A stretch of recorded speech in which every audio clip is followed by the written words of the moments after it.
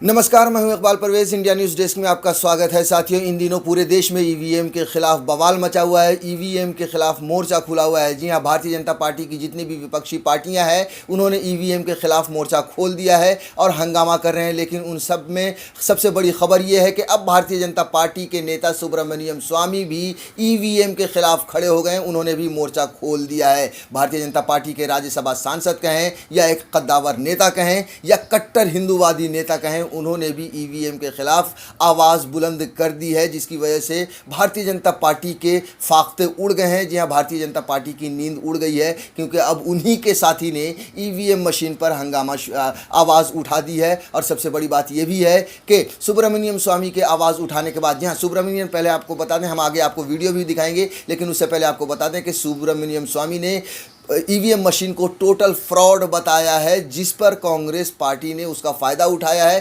कांग्रेस नेता दिग्विजय सिंह ने कहा है कि क्या आप अगर आप ये मानते हैं कि ईवीएम एक फ्रॉड है, तो फिर क्या आप हमारे साथ इस अभियान से जुड़ेंगे, जो अभियान अभी विपक्षी पार्टियों ने छेड़ रखा है ईवीएम मशीन के खिलाफ लड़ाई में, भारतीय जनता पार्टी के खिलाफ। आप सोचिए कि जब से भारतीय जनता पार्टी सत्ता में आई है तब से ही ईवीएम का खेला शुरू हो चुका है। ईवीएम हर जगह पे, बहुत जगहों पे, और हमेशा चुनाव में ये पाया जाता है। कहीं ना कहीं से ये खबरें आती हैं कि ईवीएम मशीन में गड़बड़ी हुई है, ईवीएम मशीन हैक की जा रही है, या ईवीएम से वोटिंग हो रही है और ईवीएम के थ्रू भारतीय जनता पार्टी जीत रही है। और कहीं ना कहीं से इसके सबूत भी मिलते रहे हैं, जो हम आपको आगे अपनी कहानी में, इस स्टोरी में बताएंगे। लेकिन उससे पहले ये बता दें कि भारतीय जनता पार्टी के लिए एक बुरी खबर है। भारतीय जनता पार्टी का ही नेता ये खड़ा होकर सामने से कह रहा है कि ईवीएम मशीन एक टोटल फ्रॉड है। साथियों, सुब्रमण्यम स्वामी का जो ये वीडियो आया है, इस वीडियो में सुब्रमण्यम स्वामी ये कहते हुए दिख रहे हैं कि जब चुनावी बैलेट हुआ करता था, बैलेट से चुनाव होता था, तो हर पार्टी के अपने अपने वोटर्स होते थे, मगर अब ये जो मशीन है, इलेक्ट्रॉनिक मशीन है, इससे ये टोटल फ्रॉड है। ये हम आप पहले एक वीडियो को देखिए, उसके बाद हम आगे इसके मतलब को और बताएंगे, और ये भी बताएंगे कि भारतीय जनता पार्टी किस तरह से सबसे पहली पार्टी बनी थी जो ईवीएम के खिलाफ उतरी थी जब कांग्रेस की सरकार थी। मगर अब वही भारतीय जनता पार्टी के कान पर जूं नहीं रेंगती, क्योंकि वो जानती है कि ईवीएम की वजह से ही वो जीत रही है। आप इस वीडियो को देखिए, उसके बाद हम आगे की बात करते हैं। Constituency, one booth like that. This electronic voting machine is wholesale fraud. One constituency, one booth like that. This electronic voting machine is wholesale fraud.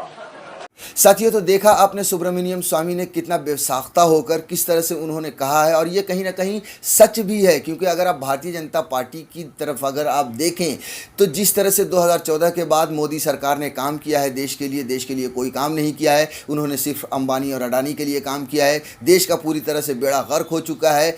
कोई भी देश की, अगर कुछ अंधभक्तों को छोड़ दिया जाए, तो प्रधानमंत्री नरेंद्र मोदी के साथ कोई नहीं है। मगर फिर भी वो लगातार हर राज्य में जीत रहे हैं, हर जगह वो सरकार में हर जगह उनकी सरकार बन रही है। उनके खिलाफ युवा हैं, उनके खिलाफ किसान हैं, उनके खिलाफ व्यापारी हैं, फिर भी वो जीत रहे हैं। कहीं ना कहीं ईवीएम मशीन के ज़रिए ही जीत रहे हैं। और जैसा कि मैंने पहले कहा कि हर बार कुछ ना कुछ सबूत मिलता है, और इस बार आसाम के चुनाव में जिस तरह से भारतीय जनता पार्टी के नेता की गाड़ी में ईवीएम मशीन मिली, इसने और ज़्यादा हवा दे दी कि किस तरह से, और ये साफ एक तरह से साबित कर दिया कि भारतीय जनता पार्टी ईवीएम का घोटाला करती है। क्योंकि भारतीय जनता पार्टी की गाड़ी में ईवीएम की मशीन कैसे आ सकती है? चुनाव आयोग ने हालांकि इस पर सफाई दी है कि उनकी गाड़ी ख़राब हो गई, तो भारतीय जनता पार्टी की गाड़ी से उन्होंने लिफ्ट ले ली। उन्हें नहीं पता था। ये कैसा इत्तेफाक है कि भारतीय जनता पार्टी के नेता की ही गाड़ी उन्हें मिल जाती है। ये एक बहुत बड़ा इत्तेफाक है। हम आगे और भी इस पर बात करेंगे,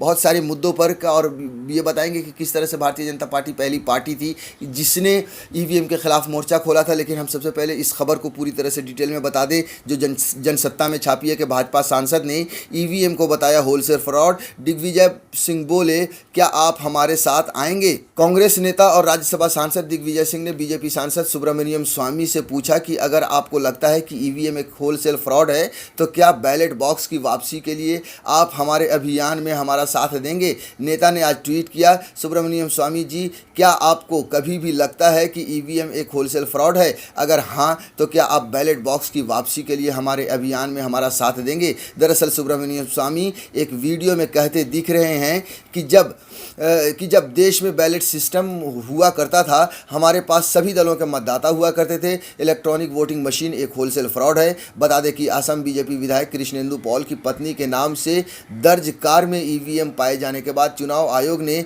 प्रिसाइडिंग ऑफिसर और 3 अन्य अधिकारियों को निलंबित कर दिया और स्पेशल ऑब्जर्वर रिपोर्ट मांगी है। तो जैसा कि अभी आपने देखा कि जब ईवीएम मशीन मिली है भारतीय जनता पार्टी की गाड़ी में, उसके बाद से कुछ ज़्यादा बवाल मचा हुआ है। आपको बता दें कि इससे पहले भारतीय जनता पार्टी पूरी तरह से विरोध किया करती थी। विरोध में थी जब यूपीए की सरकार थी, जब कांग्रेस की सरकार थी, वो ईवीएम मशीन के खिलाफ आवाज़ उठाती रहती थी। हो सकता है कि आपके मन में ये सवाल हो रहा हो कि कांग्रेस ने ईवीएम लाया है तो हो सकता है कि वो भी जीत रही होगी अब ईवीएम के दौर में, इस वजह से उन्होंने नहीं हटाया। या मन में आपके सवाल ये भी है, लेकिन आप ज़रा सोचिए कि कांग्रेस अगर ईवीएम के भरोसे जीतती रहती तो वो सत्ता से बेदखल कभी नहीं होती, वो इतनी बुरी तरह से कभी नहीं हारती। लेकिन जब वो बेदखल इसी वजह से हो गई, मेरा ये अपना मानना है, वो सत्ता से बेदखल इसीलिए हो गई क्योंकि ईवीएम के साथ उसने कोई खेला नहीं किया। जब भारतीय जनता पार्टी सत्ता में आई तो उसे पता था कि ईवीएम से और उन्हें ये समझ गए कि ईवीएम से खेला हो सकता है। उन्होंने खेलना शुरू कर दिया, क्योंकि अगर आप आम आदमी से बात करें, ये आप उनसे पूछें तो वहाँ से साफ जवाब आएगा कि ईवीएम की चुनी हुई सरकार ही इतनी धांधली कर सकती है। जनता से चुनी हुई सरकार इतनी धांधली नहीं कर सकती, क्योंकि वो जानती है कि उन्हें जनता के वोट की ज़रूरत नहीं है, उन्हें वोट की ज़रूरत है ईवीएम से। और हर बार, जैसा कि मैंने पहले भी कहा, कि जब भी उन पर आरोप लगे हैं ये कहीं ना कहीं साबित होते रहे हैं। आपको 2017 में बीबीसी ने एक खबर छापी थी, जब पूरी तरह से ईवीएम का विरोध शुरू हुआ था, तब उन्होंने छापी थी खबर कि ईवीएम का विरोध और ईवीएम पर चुप्पी, पूरी कहानी। ये 4 अप्रैल 2017 में बीबीसी ने ये स्टोरी छापी थी, जिसमें है कि मध्य प्रदेश के भिंड जिले के अटेर में ईवीएम मशीन के डेमो के दौरान किसी भी बटन को दबाने पर वीवीपैट पर्चा भारतीय जनता पार्टी का निकलने के बाद जिले के कलेक्टर और पुलिस अधीक्षक को हटा दिया गया है। चुनाव आयोग ने भी इस मामले की पूरी जानकारी राज्य के निर्वाचन अधिकारी सेलिना सिंह से मांगी थी। इसके बाद ये कार्रवाई हुई। जी हाँ, 2017 की ये बात है कि किस तरह से एमपी में मध्य प्रदेश के भिंड ज़िले में ऐसी मशीन पाई गई जहाँ कोई भी मशीन दबाइए तो भारतीय जनता पार्टी को ही वोट जा रहा था, जिसके बाद निलंबित किया, 2 लोगों को हटाया गया वहाँ पर। सेलिना सिंह ने बीबीसी से बातचीत में कहा कि मशीन ठीक से कैलिब्रेट नहीं हुई थी, इसलिए ऐसा मामला सामने आया। मध्य प्रदेश की 2 विधानसभा सीटों पर आगामी 9 अप्रैल को चुनाव होने हैं। इन सीटों पर उन ईवीएम मशीन के ज़रिए चुनाव कराया जाएगा जिनमें वीवीपैट लगे हुए हैं, यानी वो पेपर जिससे वोट डालने वाले को पता चलता है कि उसका वोट किसे गया है। उधर इस मामले की जांच करने पहुंची चुनाव आयोग की टीम ने भी मशीन में खराबी पाई है। भोपाल में मीडिया के सामने इन अधिकारियों ने भी बताया कि इस मशीन का इस्तेमाल यूपी विधानसभा चुनाव के दौरान कानपुर में किया गया था। सोचिए, अगर आप इस खबर को देखें कि किस तरह से वो जो मशीन मिली है जिसमें गड़बड़ी थी, वो कहाँ इस्तेमाल हुई थी? उत्तर प्रदेश के चुनाव में। कितना बड़ा घोटाला वहाँ पर हुआ होगा उत्तर प्रदेश के चुनाव में, उसी चुनाव में जिसमें योगी आदित्यनाथ उत्तर प्रदेश के मुख्यमंत्री बने थे। तो ये कहीं ना कहीं इसकी पुष्टि होती है कि मशीनें ख़राब पाई जाती हैं, मशीनों में गड़बड़ी होती है, और ऐसी गड़बड़ी होती है कि सारे वोट बीजेपी को ही जाते हैं। और अभी आपने आसाम में देखा ही कि किस तरह से मशीन भारतीय जनता पार्टी के नेता की गाड़ी में पाई गई।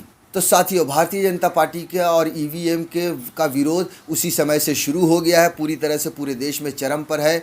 2009 का मैं अब आपको ये भी बता दें कि 2009 में भारतीय जनता पार्टी जब कई जगह से हारी थी तो उसने पूरी तरह से विरोध किया था ईवीएम मशीन का। और उस समय लाल कृष्ण आडवाणी ने, जी हाँ, भारतीय जनता पार्टी के कद्दावर नेता लाल कृष्ण आडवाणी ने लोकतंत्र के लिए ख़तरा बताया था ईवीएम मशीन को। और बीजेपी के एक नेता ने तो उस पर एक किताब भी लिख डाली थी।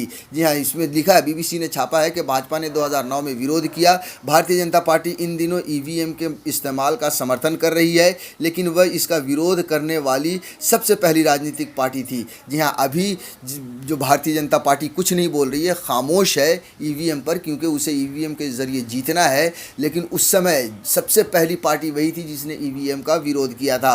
2009 में जब भारतीय जनता पार्टी को चुनावी हार का सामना करना पड़ा था, तब पार्टी के नेता लालकृष्ण आडवाणी ने सबसे पहले ईवीएम पर सवाल उठाए थे। इसके बाद पार्टी ने भारतीय और विदेशी विशेषज्ञों, कई गैर सरकारी संगठनों और अपने थिंक टैंक की मदद से ईवीएम मशीन के साथ होने वाली छेड़छाड़ और धोखाधड़ी को लेकर पूरे देश में अभियान चलाया था। इस अभियान के तहत 2010 में भारतीय जनता पार्टी के मौजूदा प्रवक्ता और चुनावी मामलों के विशेषज्ञ JVL नरसिम्हा राव ने एक किताब लिखी democracy at risk, can we trust on electronic voting machine. जी हाँ, इन्होंने सीधे सीधे सवाल उठाया था कि क्या हम इस इलेक्ट्रॉनिक वोटिंग मशीन पर यकीन कर सकते हैं, विश्वास कर सकते हैं। डेमोक्रेसी को ख़तरा है। तो सोचिए, जो भारतीय जनता पार्टी इसका विरोध कर रही थी, आज वही भारतीय जनता पार्टी इसके पक्ष में खड़ी है, क्योंकि वो जानती है कि ईवीएम ही उसे जीत दिला सकती है। मगर दूसरी तरफ बड़ी बात यह है कि विरोधी पार्टियों के साथ साथ भारतीय जनता पार्टी की जो विपक्षी पार्टियां हैं,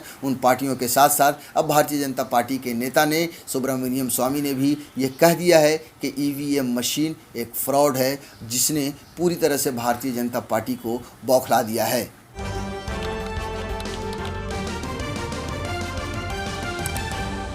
आपकी आवाज